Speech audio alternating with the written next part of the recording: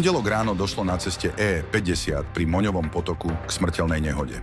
Kamión zrazil 26-ročného chodca, ktorý neprežil. Vodič z miesta ušiel, polícia po ňom pátra. Nehoda ochromila dopravu v Košiciach, vznikli rozsiahle kolóny. Košickí hasiči zasahovali pri požiari odpadu vo Veľkej Ide, no čelili útoku miestnych. Kameňmi zasiahli hasičské aj policajné vozidlá. Útok sa zopakoval aj na druhý deň.